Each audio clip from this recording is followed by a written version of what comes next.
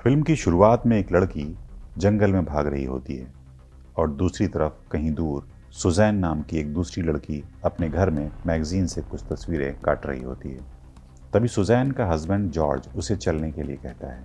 Suzanne उससे कुछ सवाल पूछती है और फिर जाने के लिए तैयार हो जाती है। फिर जॉर्ज दूसरे कमरे में बैठी अपनी बेटी एमी को भी चलने के लिए कहता है, तो एमी उससे घर पर रुकने की जिद करती है, लेकिन जॉर्ज उसे फोर्सफुली कहता है कि उन्हें आधे घंटे के अंदर निकलना है।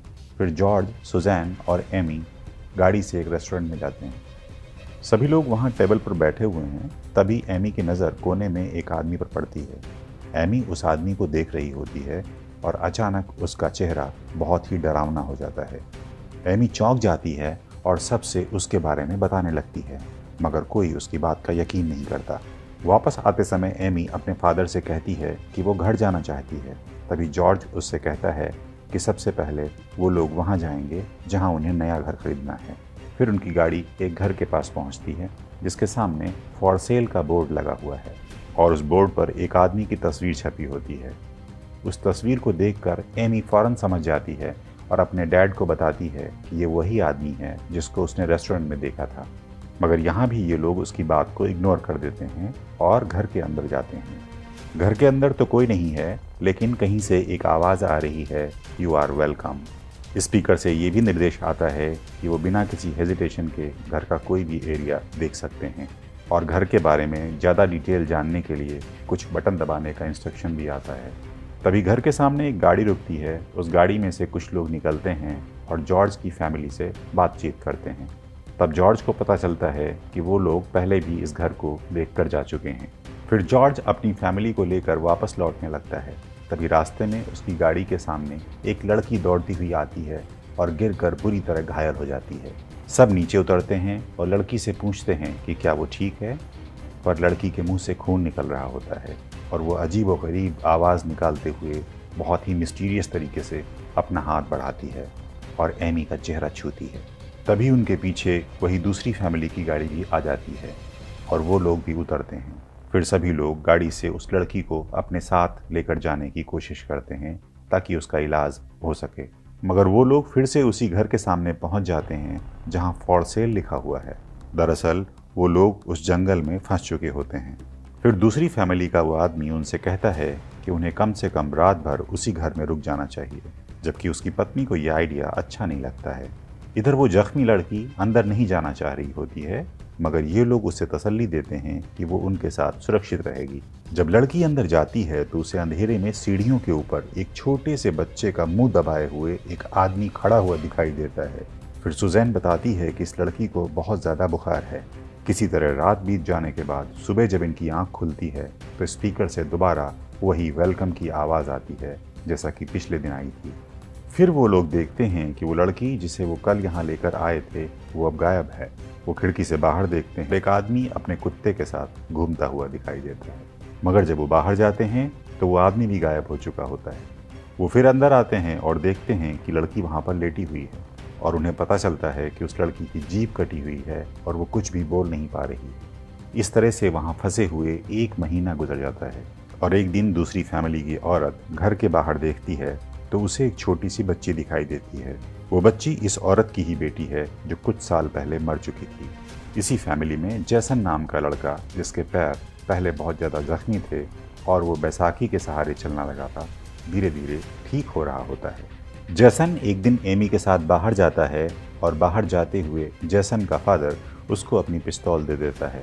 एमी और जैसन घर के बाहर घूम रहे होते हैं। तभी एमी को घर की खिड़की से एक लड़का झांकता हुआ दिखाई देता है। वो तुरंत वहां से भागती हुई आती है और अपने फादर को उसके बारे में बताती है। एमी के माता पिता कुछ नोट्स के साथ वहां बैठे होते हैं और बगल में उसी बच्चे की फ़ोटो भी रखी होती है। फिर वो उस फोटो को उठाती है और अपने पेरेंट्स से कहती है कि यही वो बच्चा था जो ऊपर खिड़कियों से झांक रहा था। उसके बाद सारे लोग सीढ़ियों से ऊपर जाते हैं, मगर ऊपर कोई नहीं मिलता और नीचे दूसरी फैमिली की औरत एक बॉक्स खोलती है। उसमें बहुत सारे पजल्स निकालकर टेबल पर रखती है और उसे सॉल्व करने की कोशिश करती है। तभी अचानक उसके पीछे से कोई मम्मी कहकर बुलाता है। जब वो पीछे मुड़ती है तो देखती है कि ये वही उसकी बच्ची है जो कुछ साल पहले मर गई थी और एक दिन खिड़की से भी उसने इसे देखा था। औरत रोते हुए अपनी बच्ची को गले लगा लेती है। उसके बाल सहलाती है, पर वो बच्ची उनके कान में धीरे से बोलती है कि वो उनके साथ नहीं रुक सकती। और वहीं पास में लेटी हुई अजनबी लड़की जिसकी जीभ कटी थी, देखती है कि वो औरत किसी को गले लगाने का एक्शन कर रही है, लेकिन उसके आसपास दरअसल कोई नहीं है। उसके बाद सब लोग डिनर करने जाते हैं। फिर सुजैन दूसरी फैमिली की उस लेडी से कहती है कि वो ज़रूर कुछ न कुछ जानती है या छुपा रही है। तो लेडी जवाब देती है कि ऐसा कुछ नहीं है, ना तो वो कुछ जानती है और ना ही छुपा रही है। सुजैन उससे रूडली बात करती है। इससे नाराज़ होकर वो औरत घर से बाहर निकल जाती है। तभी उसे दोबारा वही बच्ची दिखाई देती है। बच्ची उसके कान में फिर से कुछ कहती है। रात को ऊपर वाले कमरे में सोई सुजैन सपना देखती है कि उसका पति बहुत गुस्से में है और किसी को मार रहा है। वो देखती है उसके सामने वही आदमी बैठा हुआ है जो रेस्टोरेंट में दिखा था। फिर वो चौंक कर उठ पड़ती है और अपने पति जॉर्ज से कहती है कि वो ऐसा नहीं कर सकता। और इधर नीचे बैठी हुई एमी टेबल पर रखे पजल्स को सॉल्व करने की कोशिश कर रही होती है, जिसके पीछे वो अजनबी लड़की भी लेटी हुई होती है। तभी दूसरी फैमिली का वो आदमी वहाँ आता है और उस अजनबी लड़की से कुछ सवाल करता है। जब वो कुछ नहीं बता पाती तो वो उस पर चीखने लगता है। एमी इन सब हालातों से बहुत डरी सहमी होती है, तो उसका फादर उससे कहता है कि सब कुछ ठीक हो जाएगा, वो उसे कुछ भी नहीं होने देगा। और अगली सुबह एमी, जॉर्ज और सुजैन जंगल में जा रहे होते हैं। तभी जैसन का फादर वहाँ पर पहुँचता है। इन सब पर बंदूक तानकर उनसे कहता है कि वो लोग यहाँ से निकलने की कोशिश ना करें। अगली सुबह एमी अपना मुंह धुल रही होती है, तभी शीशे में उसकी माँ का चेहरा दिखाई देता है और वो देखती है कि कोई उनका गला काट रहा है। मगर दूसरे कमरे में सुजैन एक छोटी सी चाकू लेकर आगे बढ़ती है, जो आगे चलकर एक हथौड़ा उठा लेती है और जैसन के फादर की कमर पर अटैक कर देती है। जैसन का फादर मरने वाला होता है और जॉर्ज उससे पूछता है कि जंगल से बाहर निकलने का रास्ता किधर से है, मगर वो जवाब दिए बगैर ही मर जाता है। तब जॉर्ज अपनी बेटी और उस अजनबी लड़की को लेकर दूसरी साइड में जाने लगता है, जबकि सुजैन लगातार रो रही है।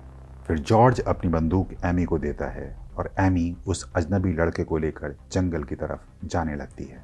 असल में जॉर्ज जंगल से बाहर निकलने का रास्ता खोजने की कोशिश कर रहा होता है। जब वो जंगल के बीचों बीच पहुंच जाता है, तभी उसको पीछे से किसी की हेलो कहने की आवाज़ सुनाई देती है। उसको लगता है कि उसके पीछे वही आदमी अपना कुत्ता लेकर खड़ा है, लेकिन जब वो पीछे मुड़ता है तो देखता है वो कुत्ते वाला आदमी नहीं, बल्कि जॉर्ज का ही हमशक्ल होता है। पेड़ के पीछे वो अजनबी लड़की और एमी छिपे होते हैं। तभी जॉर्ज उस अजनबी लड़की का बाल पकड़कर उसे बाहर खींचता है और हैमर से मारकर उसकी जान ले लेता है। ये देखकर एमी बहुत घबरा जाती है और अपने फादर पर ही गोली चला देती है। फिर जॉर्ज की भी मौत हो जाती है। एमी वहाँ जंगल में इधर उधर भागने लगती है और थक कर गिर जाती है। तभी एक कार आती है। कुछ लोग उसे कार में बिठाकर ले जाते हैं। कार में बैठी एमी जब अपना जेब चेक करती है तो उसे कुछ पजल्स मिल जाते हैं जो उसने घर से उठाए थे।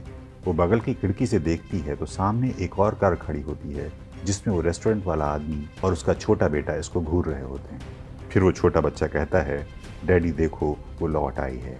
फिर वही हॉन्टेड आदमी एमी को अपनी कार में खींच लेता है और कैंची से एमी की जीभ काट देता है। तो कैसी लगी आपको हमारी कोशिश? उम्मीद करता हूँ कि आपको पसंद आया होगा। आप कमेंट करके हमें बताएं कि आपको ये फिल्म कैसी लगी और आगे किस फिल्म की एक्सप्लेनेशन आप हम लोगों से चाहते हैं। आपके कमेंट का, आपके प्यार का इंतज़ार रहेगा। जल्दी ही मिलते हैं अगली वीडियो के साथ में। और हाँ, अगर चैनल को सब्सक्राइब नहीं किया है अभी तक तो ज़रूर कर लें। इसी विनम्र निवेदन के साथ आपसे लेता हूँ विदा और जल्दी मिलते हैं।